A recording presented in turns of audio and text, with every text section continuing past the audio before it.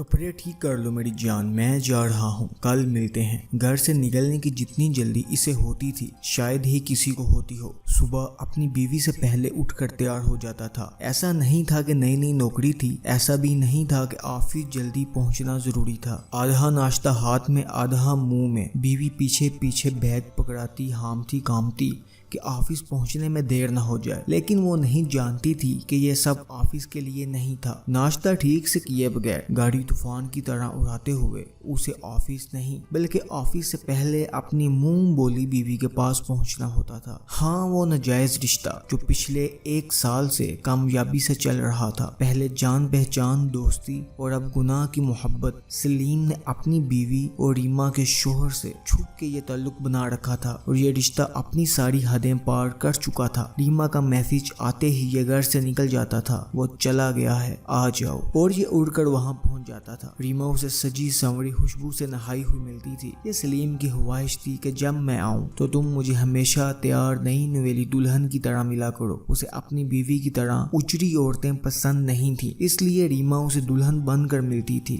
صبح سویرے دیکھنے والا کوئی ہوتا نہیں۔ ریما کا شوہر شریف انسان تھا، اسے پتا ہی نہیں تھا کہ اس کی ناک کے نیچے یہ لوگ روزانہ ملتے تھے، اور اس کی بیوی بھی اکھڑی اکھڑی رہتی تھی۔ اسے نہ بھی شک تھا نہ فکر، اس لیے یہ دونوں اپنے حرام رشتے میں آگے بڑھتے چلے گئے۔ یہ ملاقاتیں پہلے ہفتے میں 1 بار اور پھر روز ہونے لگیں۔ اپنی بیوی کو آفس کا کہہ کر یہ ریما سے ملنے چلا آتا تھا اور 2 گھنٹے گناہ کے بستر پر گزار کر یہ اپنے آفس چلا جاتا تھا۔ سلسلہ یوں ہی چلتا رہتا۔ اگر ایک دن وہ طبیعت خرابی کی وجہ سے پلٹ کر نہ آتا، ریما کے گھر سے نکل کر آفس جاتے ہوئے اسے سر میں شدید درد اٹھا۔ اس نے آفس جانا کینسل کیا اور اپنے گھر کی طرف چل پڑا اور دروازے پر دستک دی تو دروازہ کھلا ہوا ملا۔ دروازہ کھلا ہے؟ کیوں؟ وہ حیران پریشان اندر آیا تو بیوی کہیں نظر نہیں آئی۔ اندر سے کچھ آواز آئی تو وہ بیڈ روم کی طرف جانے لگا۔ اتنے میں اس کی بیوی اندر سے بولتی ہوئی باہر آئی، آ جاؤ، کب سے دروازہ کھلا چھوڑا ہے، اور سلیم کو دیکھ کر ٹھٹک گئی۔ دوسری طرف سلیم نے اس کا جملہ سنا ہی نہیں تھا۔ وہ تو ایک ٹک اپنی ہر وقت اجڑی رہنے والی بیوی کو دیکھ رہا تھا، وہ جو ہمیشہ اجڑے لباس اور بکھرے بالوں کے ساتھ آدم بیزار صورتحال میں رہتی تھی، اس وقت ایک دلہن کا لباس پہنے خوشبو میں بسی ہوئی اس کے سامنے کھڑی تھی۔ اللہ ہم سب کو ہدایت دے اور ہمیں سیدھے رستے پر چلنے کی توفیق دے۔ بے شک نیک مردوں کے لیے نیک عورتیں ہیں۔